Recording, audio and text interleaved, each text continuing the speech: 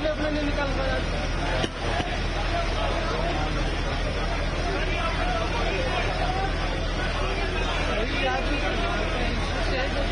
भाई 10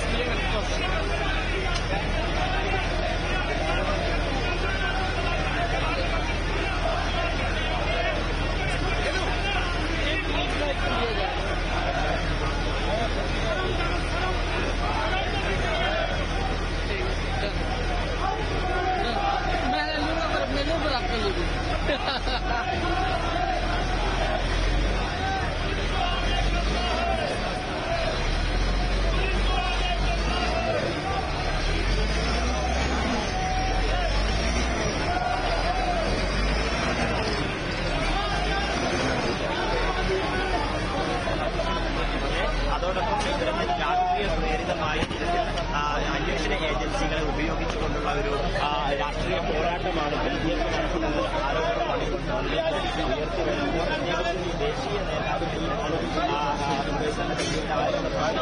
बाद में हुई गुजरात में कांग्रेस के संगठन का विस्तार लगातार हो रहा है, तो मोदी जी के पेट का दर्द बढ़ना स्वाभाविक है। और मोदी जी जब जब डरते हैं, पुलिस ईडीआई और सीबीआई को आगे करते हैं। ये इतिहास इस बात का गवाह है। 95% केसेस में ईडी और सीबीआई किसी कंक्लूजन तक नहीं पहुंच पाती। तो मैं जानना चाहती हूँ कि 95% ये जो केस फेल होते हैं, ये विपक्ष के ऊपर ही क्यों होते हैं?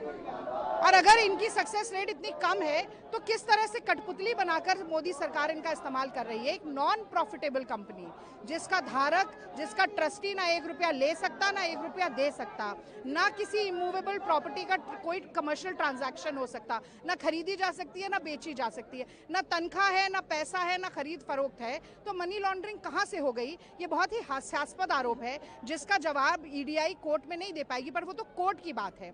पर एक जो पब्लिक परसेप्शन की भी लड़ाई है, मोदी जी को ये लग रहा है कि वो जितना दबाएंगे हम दबते जाएंगे, वो दमन करेंगे हम दमन बर्दाश्त करेंगे। पर गांधी जी ने कहा था कि अन्याय को बर्दाश्त करने वाला भी अन्याय का भागीदार है।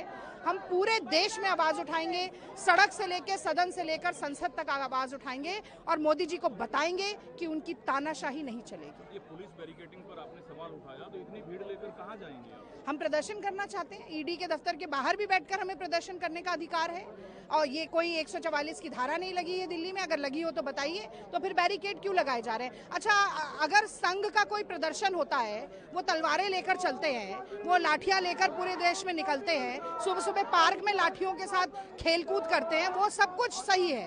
लेकिन अगर कांग्रेस पार्टी का निहत्था कार्यकर्ता सड़क पे खड़े होकर आवाज उठा के कहना चाहता है कि ये अन्याय है, ये गलत है, हेमंत बिस्वा शर्मा सबसे करप्ट होते हैं जब कांग्रेस पार्टी में होते हैं, और वहां जाकर धुलाई हो जाती है वॉशिंग मशीन में, और सबसे बेहतरीन सीएम में से एक हो जाते हैं, तो ये इस विरोधाभास, इस प्रतिशोध की राजनीति के खिलाफ हम आवाज उठाएंगे तो आप बाहर नहीं जाने देंगे। ये लोकतंत्र में नहीं चलेगा भाई साहब। कोर्ट में 11 रेट भी है वक्त संशोधन अधिनियम के खिलाफ, बिल के खिलाफ सुप्रीम कोर्ट आज से सुनवाई कर रही है। आपकी पार्टी खुद सुप्रीम कोर्ट में है।